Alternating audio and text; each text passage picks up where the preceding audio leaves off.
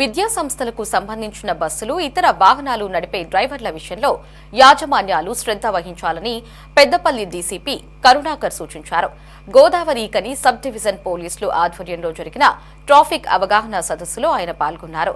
రామగుండం పారిశ్రామిక ప్రాంతంలోని విద్యా సంస్థల యాజమాన్యాలతో పాటు వాహనాలు నడిపే డ్రైవర్లకు ట్రాఫిక్ నిబంధనలపై అవగాహన కల్పించారు. విద్యార్థులను తీసుకువెళ్లే బస్సులు ఫిట్నెస్ తో పాటు డ్రైవర్లు కూడా ఫిట్ గా ఉండాలన్నారు. ఇక విద్యా సంస్థలు యాజమాన్యాలు డ్రైవర్ల విషయంలో నిర్లక్ష్యం వహిస్తే చట్టపరమైన కేసులు తప్పవని డీసీపీ కరుణాకర్ హెచ్చరించారు.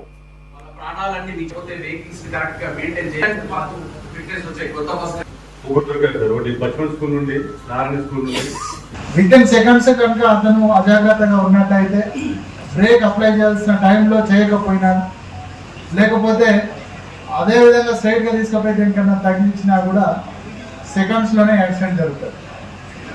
సో అనునిత్యం అలర్ట్ గా ఉండాల్సిన వ్యక్తి డ్రైవర్. కాబట్టి డ్రైవర్లను నియమించుకునేటప్పుడు మీ పర్సనల్ డ్రైవర్లు కావచ్చు, స్కూల్ యాజమాన్యాలు స్కూల్ పిల్లలను తీసుకొచ్చే డ్రైవర్లు కావచ్చు, డ్రైవర్లను పెట్టుకునేటప్పుడు అతను నైపుణ్యం గల డ్రైవరా కాదా అనేది చూసుకోవాల్సిన బాధ్యత ఉన్నది. ఏదైనా జరిగినప్పుడు మన పిల్లలు దాంట్లో లేకపోవచ్చు, కానీ మన పిల్లలు కూడా ఇంకొక వెహికల్లో పోతూ ఉంటారు అనేది గుర్తుపెట్టుకోవాలి.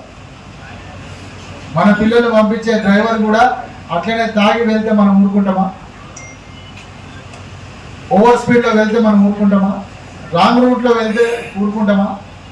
రెడ్ సిగ్నల్ పడినప్పుడు సిగ్నల్ జంప్ చేసిపోతే మన దగ్గర ఉన్న డ్రైవర్ అట్లా చేస్తే మనం ఊరుకుంటామా? మనం ఊరుకున్నప్పుడు ఇంకొకరి పిల్లల్ని తీసుకెళ్లే డ్రైవర్ అట్లా చేస్తే మాత్రం ఎందుకు ఊరుకోవాలా?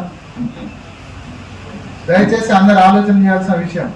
ముఖ్యంగా స్కూల్ మేనేజ్మెంట్స్ పిల్లలను తీసుకొచ్చేటువంటి డ్రైవర్లు వాళ్ళ ప్రవర్తన ఎలా ఉన్నది, తాగి వస్తున్నారా ఒక విషయం అయితే, వాళ్ళ ప్రవర్తన ఏ విధంగా ఉన్నది, వాళ్ళ యాటిట్యూడ్ ఏ విధంగా ఉన్నది అనేది మీరు చూడాల్సిన బాధ్యత ఉన్నది. మేము ఖచ్చితంగా డ్రంక్ అండ్ డ్రైవ్ టెస్టులు చేపిస్తాము. రోడ్ల మీద ఓవర్ స్పీడ్ ఎవరు వెళ్తున్నారు, ఎవరు రాంగ్ రూట్లో వెళ్తున్నారు, అవన్నీ మేము స్పెషల్ డ్రైవ్ పెట్టి చేపిస్తాం. మేము రోడ్డు మీద ఆపినప్పుడు ఒక వెహికల్ కనుక డ్రైవరు తాగి నడిపినట్టయితే అతన్ని మేము అలో చేయము, వెహికల్ ఆపాల్సి వస్తుంది.